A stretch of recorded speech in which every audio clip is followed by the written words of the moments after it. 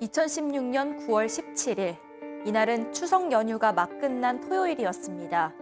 우리나라 가톨릭에선 순교자들의 대축일 미사를 드리는 날이기도 했습니다. 제주의 한 성당에서도 이날 새벽 미사가 있었습니다. 그리고 한 여성만은 아침까지 혼자 남아서 기도를 하고 있었는데요. 그 순간 누군가 순식간에 흉기를 휘둘렀고 공격당한 여성은 병원으로 옮겨졌지만 끝내 숨졌습니다. 그리고 이 남성, 천거루이가 경찰에 붙잡혔습니다. 오늘 사건연구소는 제주 성당 살인 사건을 따라가 봅니다. 자, 2016년 제주를 충격에 빠뜨렸던 사건입니다. 범인 잡혔고요. 아까 보셨다시피 신상도 공개가 됐습니다. 천궈루이, 중국인이었는데요. 자, 이날 무슨 일이 있었는지 지금부터 좀 따져보죠. 네, 2016년 9월 17일 토요일 아침 8시 45분쯤에 제주도 대주시내 연동의 한 성당에서 신고 전화가 들어왔습니다. 신고한 사람이 61살 여성 김모 씨였는데 성당에 누군가가 들이닥쳐서 흉기를 휘둘렀다, 이런 내용이었습니다. 이곳은 제주시에서도 가장 번화한 동네에 있는 성당이었는데 김 씨는 가슴과 배 등을 3-4차례 공격당한 상태였습니다. 그러니까 피해자가 직접 신고를 한 상황인데 당시까지만 해도 전화 걸고 또 용의자 인상착의 설명할 수 있을 정도였다고 합니다. 이 때문에 당시 최초 보도를 보면요, 제주시내 성당에서 살인 미수, 이런 제목으로 기사가 나갔습니다. 하지만 이 김 씨는 제주시내 병원에서 수술까지 받았는데 상처가 너무 컸던 탓인지 끝내 숨졌습니다. 일단 잡아야죠, 빨리. 네, 맞습니다. 지금 아까 말씀드렸던 것처럼 이날은 이제 추석 연휴가 막 끝난 그 토요일이었고요. 한국 가톨릭에서는 굉장히 중요한 대축일 미사가 있었던 날인데 일단 이 성당에서도 새벽 미사가 있었다고 합니다. 근데 이 피해자 김 씨 같은 경우 굉장히 독실한 신자였기 때문에 하필 안타깝게도 혼자 이 성당에서 이제 미사를 보고 있었다고 합니다. 기도를 하고 있었다고 합니다. 그래서 경찰은 이제 주변 CCTV를 통해서 용의자를 일단 특정을 했는데 지금 이 피해 장소가 제주잖아요. 예. 제주라면 맨 먼저 걱정해야 되는 게 돌을 빠져나가는 겁니다. 섬을. 그렇죠. 그렇기 때문에 공항, 항만 등의 이제 인력까지 다 투입을 했는데 이제 문제는 현장에서 이제 범인이 사용한 것, 범인의 것으로 보이는 물건들이 좀 발견이 됐는데요. 가방, 흉기 같은 게 발견이 됐거든요. 근데 이게 보통 중국인들이 많이 신고 입는 그런 중국제 제품이었다. 이런 게 밝혔던 상황이었습니다. 자, 교수님, 일단 추려지겠네요, 그럼. 네, 그렇습니다. 그래서 이제 그 중국인으로 이제 추정을 하고 경찰은 이제 추적을 하고 있는데요. 같은 날 오후 3시 50분에 그 제주 서귀포시에 있는 CCTV 관제센터에서 용의자로 보이는 그 중국인 남성을 포착했다라고 하는 신고를 받게 됩니다. 그래서 그쪽이 어디냐면 이제 서귀포시 보목동 쪽이었는데요. 성당에서 이 사람은 바로 도주를 해서 택시를 잡아 타고 미리 그 나중에 얘기를 들어보니까 준비한 그 지도에서 목적지를 갖다가 손으로 집어서 기사에게 알려줬다라고 합니다. 그래서 이제 실제로는 이 사람이 서귀포 쪽에서 어디 갈 데를 갖다가 확실히 정하지 못하고 배회하고 있던 그런 상황이었는데 사실 서귀포라고 하면은 그렇게 큰 곳이 아니기 때문에 경찰이 출동을 해가지고 7시간 만에 이 사람을 갖다가 오후 4시 5분에 검거를 하게 되는데요. 실제로 이 사람이 이제 바로 경찰에서 모든 것을 다 자백을 했고요. 이 사람의 그 신분은 아까 나왔습니다마는 천궈루이라고 해서 4일 전 항공편으로 중국에서 한국으로 들어온 중국인 관광객인 것으로 밝혀졌습니다. 자, 하필이면 당시 2016년 7월 그 몇 달 전에 우리 사드 배치 발표 이후에 중국 정부의 대대적인 또 보복 조치가 막 이루어지고 있던 그때와 겹쳐서 더 이 사건이 많은 좀 파문을 낳았었는데요. 자, 51세 천궈루이 신상 공개가 결정되면서 카메라 앞에 얼굴이 공개가 됐습니다. 그때 모습 잠깐 보고 계시죠.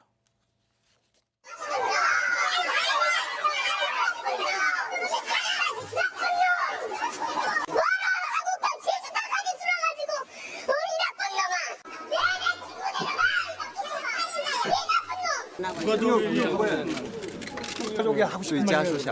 对不起，对不起， 죄송합니다. 지금 심경은 현재您的心情觉得很平常。 그냥 평상시와 같답니다. 너무 멀쩡한데요. 그러게요. 내가 무슨 일을 했어 싶을 정도의 멀쩡한 얼굴이고요. 도대체 왜 그런 얘기를 저질렀냐라는 첫 질문에 대해서 원래 그 여성에 대한 원한이 많아서 저지른 범행이다라고 그렇게 얘기를 했습니다. 무슨 얘기냐면 중국에서 이혼을 2번을 했거든요. 예. 근데 2명의 부인이 다 바람이 나서 도망을 갔다는 겁니다. 예. 그래서 여성들에 대한 원한이 있었고 그래서 이제 어떤 범행을 저지르려고 했었는데 그런데 그런 마음, 화가 난 마음을 회개를 하려고 성당에 들어갔다가 피해자가 혼자 있는 걸 보고 또 기도하는 여성을 보니까 또 그 분노가 일어나서 갑자기 그 피해자를 해쳤다는 거예요. 교수님 이게 무슨 말입니까 도대체? 일단 저 사람의 종교가 회개를 하기 위해서 성당에 들어가는 천주교인가를 갖다가 확인을 해야 될 것 같고요. 그리고 중국 여성들이 바람난 거하고 우리 한국 여성 살해하는 거하고 무슨 상관관계가 있습니까? 제가 봤을 때는 자기가 한국까지 와서 저런 범행을 저질렀다라고 하는 것은 한국에 와서 여성을 갖다 살해하고 난 이후에 중국으로 만약에 도주하는 데 성공을 하게 된다면 예. 자신의 그 범행을 갖다가 은폐할 수 있을 것이다라고 그런 식으로 생각을 했을 가능성도 배제를 할 수 없습니다. 자, 성당에 회개 기도를 드리려고 가는데 흉기를 챙겨 간다고요? 이상한 부분입니다. 일단 당장 범행 저지른 성당에서 500m 정도 떨어진 인근 숙소에 묵고 있었는데 범행에 사용한 흉기를 제주도에 들어오자마자 새로 구입했습니다. 그러니까 단순 우발 범행보다는 계획 범행에 지금 이게 무게가 실리는 그 성당 안으로 들어가는 모습입니다. 네, 흉기는 저 비닐봉지 안에 들어 있었습니다. 이거를 과일 깎기 위해서 샀다고 했는데요. 과도라기에는 지나치게 길고 예리한 모양이었습니다. 또 범행 전에도 이 해당 성당을 2~3차례 방문을 했고 또 인근에 있는 다른 교회도 가봤었습니다. 그러니까 범행 대상과 장소를 물색한 걸로 추정이 되는 상황이고요. 얼굴을 가리고 모자를 쓴 채로 이 성당 안으로 들어갔고 도주하기까지 채 3분이 걸리지 않았습니다. 잡혔을 당시에 돈, 귀중품, 여권 이 정도만 가지고 있었는데 자, 지금 도망가고 있어요. 네, 맞습니다. 그 이외에 이 호텔에 남아있는 짐을 봐도요. 9일 여정으로 왔다고 하기에는 지나치게 짐이 간소했다고 전해지고 있습니다. 지금 피해자분의 신고로 119 구급차가 출동을 한 모습까지 보셨습니다. 왜 이랬는지 저자의 입을 통해서 직접 들어보시죠. 왜 범행을 저지르게 되셨는지 我心里不舒服， 전 부인에 대한 원한 때문이라고 얘기하시다는데 어떻습니까? 我很郁嘞， 피해자분한테 하실 말씀 혹시 있으신가요? 跳4楼为阿姨偿命。 교회에 왜 흉기 들고 들어갔는지. 那个不是真，那个不，我想去那儿坐一会儿嘞。 교회는 뭘 회개하러 가시는 거예요? 我一辈子都不走运，我一辈子运气都不好。 아니 무슨 소리라는 거예요 도대체? 그 뭐 아까 과도를 뭐 이래서 과일 깎으려고 샀다는데 그걸 왜 성당에 가서 과일 먹을 것도 아닌데 저 왜 들고 왔을까요? 그러니까 지금 봐도 약간 정상적이지 않아 보이긴 하는데 일단 당시 프로파일러들까지 투입이 돼서 또 분석을 해보니까 저 총거루위가 망상장에 의한 비합리적인 사고의 양상을 보였다라고 합니다. 근데 이제 면담 과정에서 이제 피해자가 사망했다 이렇게 이제 경찰이 전하니까 갑자기 여기서 저도 이 얘기는 갑자기 왜 나왔는지 모르겠어요. 중국 정부가 머리에 칩을 심은 바람에 중국을 떠나 고통을 줄이고자 범행을 했다. 칩에 의한 고통에서 해방되려면 내가 중국이 아니라 외국에서 중환범죄를 저질러서 감옥에 가야 그 고통이 해방된다 이렇게 진술했다고 하고요. 그러다가 갑자기 나는 정상이다 또 이렇게 진술했다고 합니다. 근데 이거는 뭐 또 일각에서는 이게 또 심신미약이나 이런 것들을 노리려고 한 것 아니냐라고 충분히 생각할 수도 있는데 그래서 검사까지 해봤습니다만 일단 이 청거로 이 조현병은 아니었던 것으로 확인됐습니다. 교수님 저는 이제 이런 걸 접할 때마다 아 정신질환자를 연기하고 있구나라는 느낌밖에 안 든단 말이죠. 그러니까 이제 방금 말씀하신 대로 우리가 혹시나 했는데 역시가 된 거죠. 왜 그러냐면 처음에는 바람핀 자기 그 전 부인들에 대한 원한 때문에 그 여성을 살해했다라고 얘기했다가 머리에 중국 정부가 칩을 심었다. 나는 또 정상이다. 소위 얘기해서 미친 척을 한 거죠. 그런데 결국은 미치지 않은 것이니까 자신의 어떤 그 죄를 조금이라도 경감시켜 보려고 하는 그런 그 최후의 발악을 한 것은 아닌가라고 하는 생각을 우리가 떠올리지 않을 수 없다는 얘기죠. 자, 양 변호사님, 왜 하필 제주도였을까요? 물론 제주도 아닌 다른 곳에서도 저랬으면 안 되겠지만 이자가 자기 말로는 그러니까 일본에서 범행 대상이 상대적으로 범행이 쉬운 여성을 공격을 하려고 그렇게 마음을 먹었다는데 비자를 받기가 어려웠던 모양입니다. 근데 당시 제주도 이제 비자 없이 들어올 수 있었기 때문에 제주도로 맞다. 바꿨고요. 무비자였죠. 무비자 입국이 예. 가능했기 때문에 그리고 제주도 올 때부터 그 여성을 해치려고 처음에는 성매매 여성을 이렇게 목적을 삼았는데 이게 또 뭐 여러 가지 사정상 여의치가 않으니까 제주 시내에 인적이 드문 골목길에서 또 여성들을 찾아서 헤매다가 방황을 하다가 나중에 이제 교회나 성당으로 그럼 또 최종적으로 바꾼 이유는 뭐냐면 정말 이것도 계속해서 정말 어이없는 얘기인데 내가 성당에서 사람을 해치면 예수님이나 하나님이 날 용서해 줄 것이라는 생각이 들어서 성당에서 사람을 해쳤답니다. 그러니까 저런 얘기를 계속 저희가 전해드리고는 있지만, 참 제가 교수님께 마지막에 좀 여쭙겠습니다. 이 피해자분이 참 그 당시에도 기사가 많이 나왔는데요. 아주 유명하신 분이었어요. 제주 지역에서. 자, 그런데 아무튼 독실한 가톨릭 신자였습니다. 그 새벽 미사를 드리다가 거기서 저런 변을 당하셨잖아요. 공교롭게도 그 피해자분의 빈소가 사건 현장이 됐습니다. 워낙 독실한 분이셨기에 그 빈소 그리고 장례 미사도 성당 그 현장, 사건 현장에서 진행이 됐대요. 그래서 정말 그 가족분들이 너무너무 이 상황 자체가 너무 역설적, 이게 참 받아들이기가 힘들잖아요. 우리 가족, 우리 엄마, 우리 아내가 여기서 저런 일을 당했는데 여기서 이런 장례를 치러야 된다는 그 상황이. 자, 백 변호사님. 네.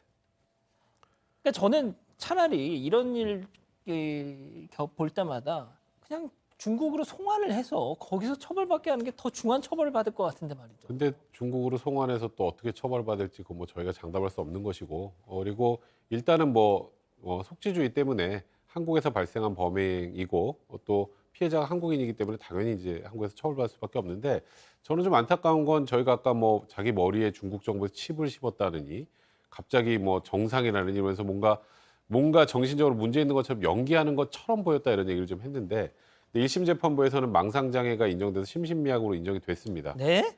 심신미약이라고 인정이 돼서 그래서 결국 이제 1심에서 저렇게 잔혹한 범행을 저지르고도 징역 25년이 선고가 됐는데, 그 재판 과정에서 그 재판 과정 내내 이렇게 좀 차분하다가 갑자기 형 선고가 나니까 억 하고 소리 지르고 쓰러졌다고 합니다.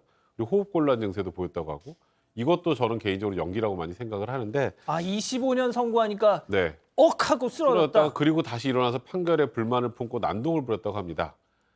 그리고 이제 검찰도 항소를 했고요. 항소심에서도 역시 아무리 심신미약이 인정된다고 하더라도 이건 범행 동기와 수단을 보면 너무 잔혹하고 이건 원심의 형이 너무 가볍다고 판단이 된다라고 해서 징역 30년을 선고했습니다만, 이게 대중들의 법 감정에 맞는지는 잘 모르겠습니다.